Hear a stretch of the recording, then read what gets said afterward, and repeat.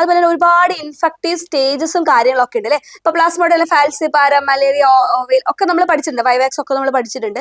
അദ്ദേഹം ട്രോപ്പിക്കൽ മെഡിസിന്റെ ഫാദർ എന്നാണ് അറിയപ്പെടുന്നത്. അതുപോലെ തന്നെ infected with plasmodium, vivax and ovale ആണ്. Welcome to Edges Academy. നമുക്ക് എല്ലാവർക്കും വളരെ ഫെമിലിയർ ആയിട്ടുള്ള ഒരു ഡിസീസ് ആണല്ലേ മലേറിയ. മലേറിയയെ പറ്റിയിട്ട് നമുക്ക് എല്ലാവർക്കും ഡീറ്റെയിൽസ് ആയിട്ട് തന്നെ അറിയാം. നമുക്ക് എല്ലാ കാര്യങ്ങളും അറിയാം അല്ലെ. മലേറിയ ഏത് മോസ്കിറ്റോ ആണ് നമുക്കറിയാം. ഫീമെയിൽ അനോഫിലസ് മോസ്കിറ്റോ ആണ്. അപ്പോൾ അതുപോലെ തന്നെ നമ്മൾ പ്രൈമറി ഡെഫിനിറ്റീവ് ഹോസ്റ്റ് ആണ് മോസ്കിറ്റോ വരിക. ദെൻ ഇന്റർമീഡിയറ്റ് ഹോസ്റ്റ് ആണ് ഹ്യൂമൻ വരിക. അപ്പൊ അതുപോലെ തന്നെ മലേറിയയിലെ സെക്ഷൽ സൈക്കിൾ, അതുപോലെ അസെക്ഷൽ സൈക്കിളൊക്കെ ഉണ്ട്. അതുപോലെ തന്നെ ഒരുപാട് ഇൻഫെക്റ്റീവ് സ്റ്റേജസും കാര്യങ്ങളൊക്കെ ഉണ്ട് അല്ലെ. നമ്മൾ സ്പോറോസൈറ്റ്, മീറോസൈറ്റ്, അങ്ങനെ ഒരുപാട് സ്റ്റേജസും കാര്യങ്ങളൊക്കെ നമ്മൾ പഠിച്ചിട്ടുണ്ട്. ഡീറ്റെയിൽ ആയിട്ട് അതൊക്കെ നമ്മൾ പഠിച്ചിട്ടുണ്ട്.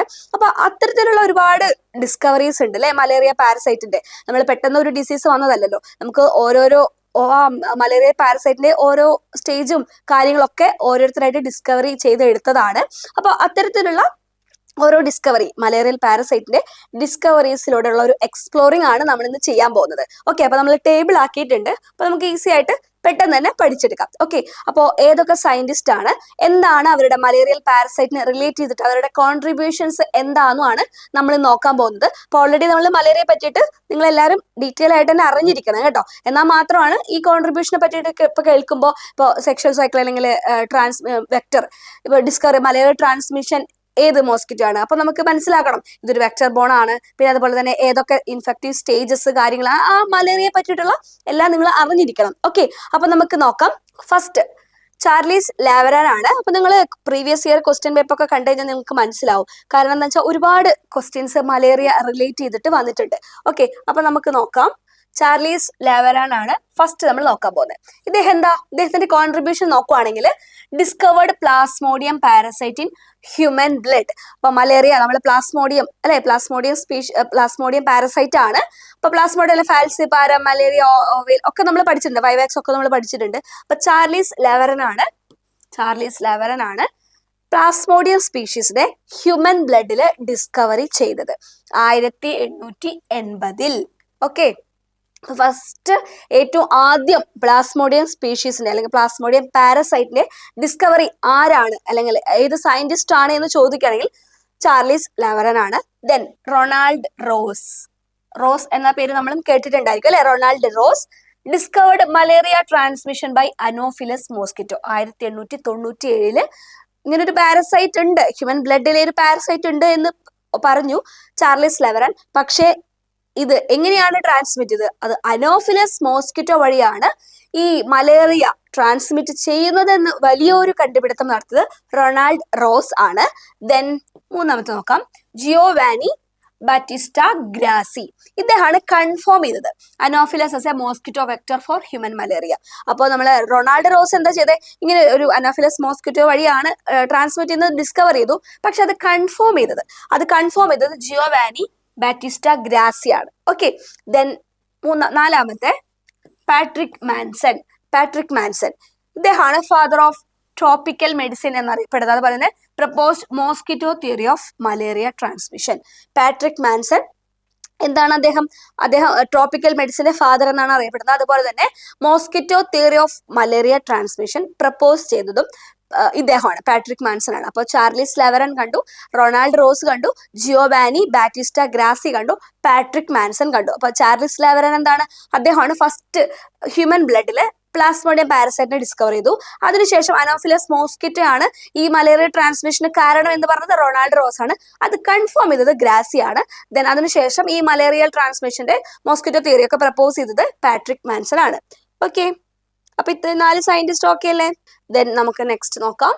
വില്യം മെക്കലം ഡിസ്ക്രൈബ്ഡ് സെക്ഷുവൽ സ്റ്റേജസ്, അതായത് ഗാമറ്റോസൈറ്റ്സ് ഓഫ് പ്ലാസ്മോഡിയം.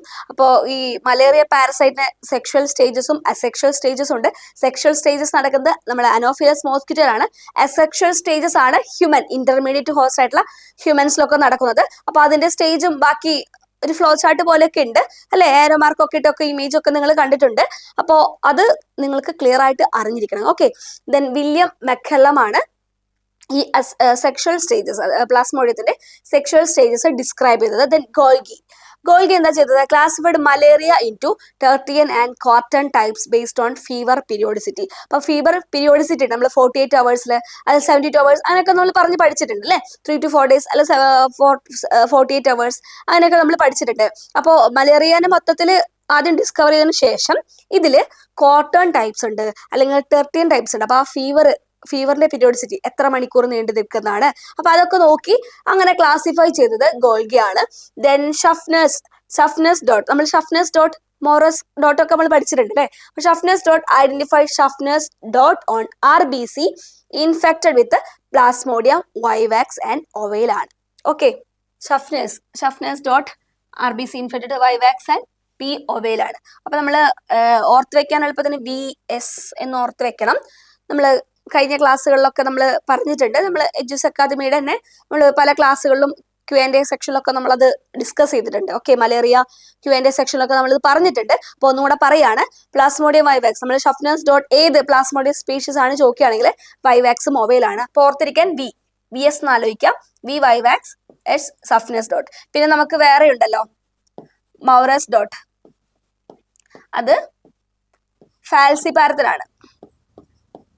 ഫാൽസിപാരം ഇവിടെ വൈവാക്സ് ആണ്, ഇവിടെ ഫാൽസിപാരത്തിനാണ്. അപ്പോ FM എന്ന് ആലോചിക്കുക.